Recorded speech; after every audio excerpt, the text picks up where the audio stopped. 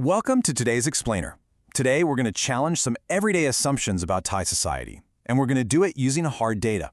We all walk around with these ideas in our heads about why people do what they do, who goes where, and why certain life choices are made, right? But what happens when we actually put those assumptions under the microscope of academic research and sociological data? Well, the results might just surprise you. So let's dive right into this. Do we really understand the choices people make, or are we just kind of relying on outdated stereotypes? Today, we are going to look way past those surface-level judgments and let the numbers tell the actual story. To figure this out, we're looking at 1. Decoding Thai social behavior. 2. Who visits Songkhla Old Town. 3. Factors attracting tourists. 4. Erasing the Farang bias. And 5. Women and choosing futures. Section 1. Decoding Thai social behavior, the data versus assumption, dual case study. We're kicking things off with our first data set, which comes from a rigorously researched master's thesis out of Durikij Pundit University, published back in 2022. It focuses specifically on domestic tourism, meaning Thai people traveling within Thailand, with a real spotlight on Songkhla's Old Town. By looking at academic data exactly like this, we get a totally impartial look at actual human behavior rather than just guessing. Section 2. Who visits Songkhla Old Town? Building the tourist profile. Now, you might assume a historical site mostly attracts, say, older retirees or hardcore history buffs. But let's build a profile using a rapid-fire look at the data. A survey of 400 visitors revealed a totally different picture. The typical tourist isn't who you might expect at all. They are predominantly female, single, hold a bachelor's degree, work in private business, and live in the broader southern region. But here is the really fascinating part, their age bracket. These visitors are overwhelmingly young adults between 21 and 30 years old. This literally flips the standard assumption right on its head. It isn't an older crowd wandering these historical streets, it's young, educated, single women. And their monthly income?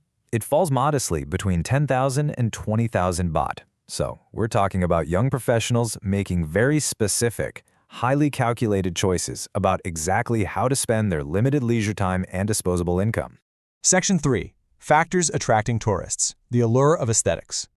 So what's actually driving this specific demographic to visit? If it isn't a deep dive into historical archives, what is pulling these 20-somethings to the old town?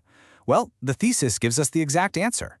They're traveling with friends for about 2 hours specifically to hunt for street art, admire the aesthetics, and, you guessed it, curate content for their social media feeds. They found out about the location online, and they are visiting to contribute back to that online space. It is a completely aesthetic-driven journey. And when measuring their satisfaction, visual attractiveness and tourism activities rank at the absolute highest levels. Sure, they appreciate the food and transportation, but the visual appeal and the act of capturing it, those are the ultimate driving forces here. Now, on the surface, deciding where to take photos for social media and deciding who to marry seem entirely unrelated, right? But sociologically speaking, both sets of data show us individuals evaluating their environment, assessing their resources, and making highly strategic choices to improve their current situation. Let's pivot and see how this builds our narrative. Section 4. Erasing the Farang bias, confronting the stereotype. For our second case study, we're utilizing a sociological article from The Matter to impartially examine transnational marriages in Thailand. We so often think of the Farang through a pretty narrow, negative stereotype, assuming these women are uneducated, exclusively from the rural Northeast, and just passively waiting to be chosen. But the data shows a much more nuanced, strategic reality. These women are increasingly educated. They come from all over the country, and they are highly active decision makers. The source highlights that, much like in the Philippines and the Dominican Republic, this marriage serves as a literal and metaphorical passport to a better life.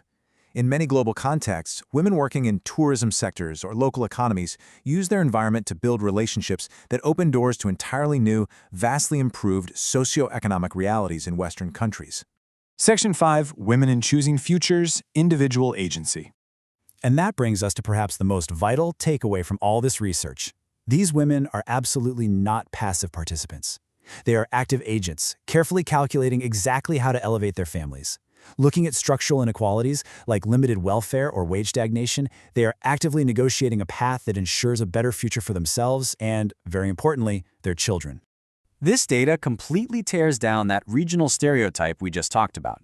Transnational marriages actually span all regions of Thailand: North, South, Central, and the Northeast. It includes middle-class women. It even includes university students.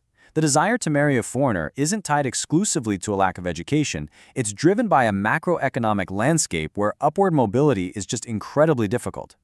Furthermore, this choice is often a highly strategic move to escape local societal judgments and find a partner who does not focus on their past. The research notes that for women who are widows, single mothers, or perhaps older and trying to start over, the dating pool locally can be filled with stigma. Marrying a foreign partner often bypasses those deeply ingrained cultural biases, offering a clean slate and genuine acceptance.